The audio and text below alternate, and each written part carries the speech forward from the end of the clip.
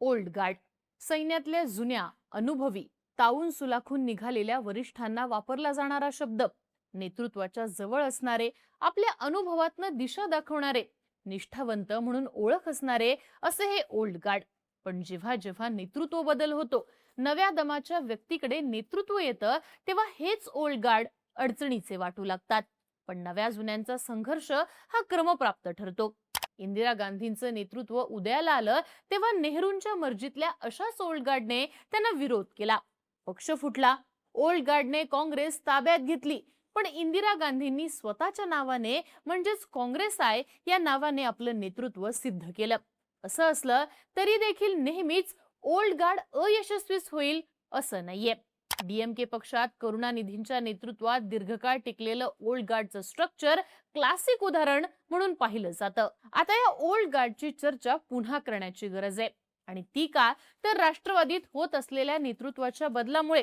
2023 मध्ये अशाच ओल्ड गार्डवर अजित पवार भारी पडले आणि शरद पवारांच्या सोबतच्या नेत्यांना त्यांनी आपल्याकडे खेचून घेतलं. शरद पवारांच्या ओल्ड गार्डमध्ये पद्मसिंह पाटील, छगन भुजबळ, विजयसिंह मोहिते पाटील, मधुकर पिचड, विक्रमसिंह पाटणकर, दत्ता मेघे, दिलीप वळसे पाटील अशा नेत्यांचा समावेश करता येतो. पण यातले बरेच नेते हे वयामुळे थकले, थांबले देखील. भुजबळांसारखे थोडेच नेते शिल्लक राहिले. त्यानंतरच्या ज्युनियर फळीतले हसन मुश्रीफ, सुनील तटकरे, प्रफुल्ल पटेल, धनंजय मुंडे असे हे नेते. हे नेते म्हणायला अजित पवारांच्या समवयस्क, पण यांची निष्ठा देखील शरद पवार यांच्याकडे झुकणारी. मात्र अजित पवारांनी बंड केलं आणि अनपेक्षितपणे हे नेते प्रॅक्टिकल राजकारणाचा अप्रोच ठेवून अजितदादांकडे शिफ्ट झाले. ओल्ड गार्ड निष्क्रिय झाल्याने समवयस्क नेत्यांना घेऊन अजित पवारांना नेतृत्व बदल करणं इथं सोपं गेलं. अर्थात नेतृत्व बदल ही पिढ्यांची गोष्ट. राष्ट्रवादीत हे स्थित्यंतर येण्यासाठी शरद पवारांच्या वयाची 82 यावी लागली. राष्ट्रवादीच्या स्थापनेला 24 वर्ष व्हावी लागली. ज्या विचारांनी पक्षाची स्थापना झालेली असते, ज्या विचारांनी राजकारणाची दिशा ठरवण्यात आलेली असते, ते तत्वज्ञान आणि विचार 25 वर्षात नव्याने आलेल्या आणि घडलेल्या पक्षाच्या कार्यकर्त्यांना आणि नव्या नेतृत्वाला देखील जुने वाटू लागतात. आणि पर्यायाने प्रत्येक पक्षात असं स्थित्यंतर घडतं. मग वाजपेयी आणि अडवाणी यांच्या भाजपमधील त्यांच्यासोबतचे नेते आज अडगळीत पडणं असू देत, किंवा राजीव गांधी यांनी उभा केलेली टीम आज साइडलाईन होणं असू देत, राष्ट्रवादी काँग्रेस पक्षातल्या आजच्या नेतृत्व बदलात मात्र या सगळ्या गोष्टी जरा लवकर घडतायत. अजित पवारांच्या हातात नेतृत्व आल्यानंतर शरद पवारांच्या ओल्ड गार्डना म्हणजेच प्रफुल्ल पटेल आणि छगन भुजबळांसारख्या एखाद दुसऱ्या नेत्याला कालानुसार साइडलाईन करणं महत्वाचं होतं. पण या प्रोसेसच्या अगोदरच अजितदादांचं निधन झालं आणि त्यानंतर सुनेत्रा पवारांच्या पर्यायाने पार्थ पवारांच्या हातात नेतृत्व आलं. राष्ट्रवादी काँग्रेसमधल्या या नेतृत्व बदलामुळे अजित पवारांच्या सोबतचे सगळेच्या सगळे नेते ओल्ड गार्ड ठरले आणि इथंच संघर्ष सुरू झाला. या व्हिडिओतनं या ओल्ड गार्डचं महत्व आणि नेतृत्व बदलाची गरज या दोन्ही गोष्टी समजून घेऊयात. आज पार्थ पवारांचं नेतृत्व राष्ट्रवादी काँग्रेसने मान्य केलेलं आहे किंवा त्या दिशेने राजकारण पुढे जाताना दिसतंय. अशा वेळी हसन मुश्रीफ, प्रफुल्ल पटेल, सुनील तटकरे, छगन भुजबळ, धनंजय मुंडे, दत्तात्रय भरणे, माणिकराव कोकाटे आणि नरहरी झिरवळ असे नेते ओल्ड गार्ड म्हणून समोर येत आहेत. मुळात राष्ट्रवादी काँग्रेस असू देत किंवा कोणताही प्रादेशिक पक्ष असू देत, त्याची सुरुवात एका विरोधामुळे तयार होते. मग ते कारण राजकीय असू देत किंवा वैचारिक. हिंदीला विरोध म्हणून सेनेची स्थापना किंवा काँग्रेसला विरोध म्हणून राष्ट्रवादीची स्थापना. त्यानंतर एकाच नेतृत्वाभोवती नेत्यांची फौज तयार होणं हे प्रादेशिक पक्षाचं असणारं वैशिष्ट्य. राष्ट्रवादीच्या बाबतीत शरद पवारांनी लाभार्थी नेत्यांची फौज तयार केली किंवा त्या भागातले प्रतिष्ठित लोक आपल्याकडे खेचून घेतले. पर्यायानं जिल्हा परिषद गटापासून ते जिल्हा आणि विभाग अशी यंत्रणा उभी राहिली. उदाहरणच घ्यायचं तर जयंत पाटलांनी गावागावातले बडे नेते सोबत घेतले. ते जिल्ह्याचे नेते झाले, पुढे विभागाचे नेते झाले. साखर कारखाने आणि जिल्हा बँका यातनं लाभार्थी लोकांचं गणित आखलं गेलं. पर्यायानं राष्ट्रवादी काँग्रेसनं ग्रामीण भागात आपलं पॉकेट तयार केलं. हे नेते हमखास निवडून येऊ लागले आणि निवडून येणाऱ्या नेत्यांची मोळी म्हणजे राष्ट्रवादी काँग्रेस हे समीकरण पक्क झालं.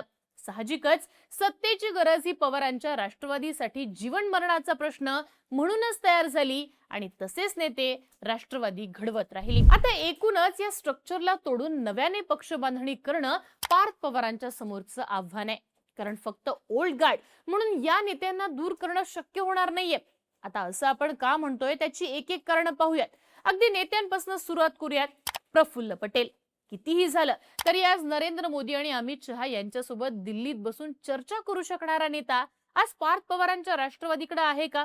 त्यातही प्रफुल्ल पटेल यांची आजवरची पक्षातली भूमिका म्हणजे पक्षाला मोठमोठ्या उद्योजकांकडनं आर्थिक रसद मिळवून देणं, निवडणुकीच्या काळात पक्षाला मिळणारी प्रत्यक्ष अप्रत्यक्ष देणगी आणून देण्याचं काम, टेबलवर बसून बैठकी करण्याचं काम पटेल करत राहिलेले आहेत. आज पार्थ पवारांच्या राष्ट्रवादीत ही सोय घडवून आणणारा नेता आसपास देखील दिसत नाही.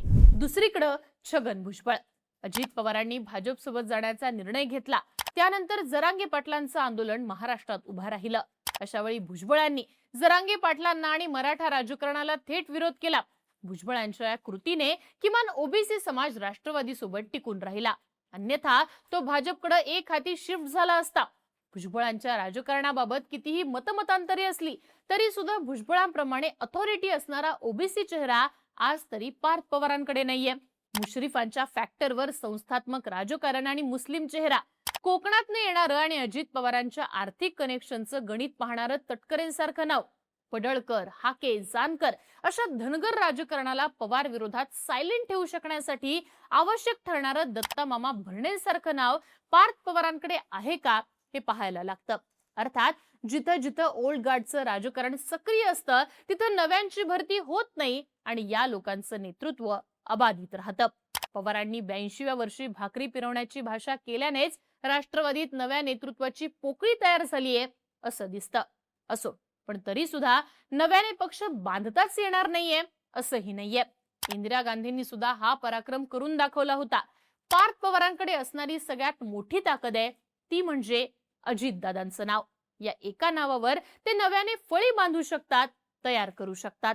पण त्यासाठी राजकारणात पूरक वातावरण असणं गरजेचं ठरतं. पार्थ पवारांसमोरचं सगळ्यात मोठं आव्हान आतून आणि बाहेरून असणार आहे.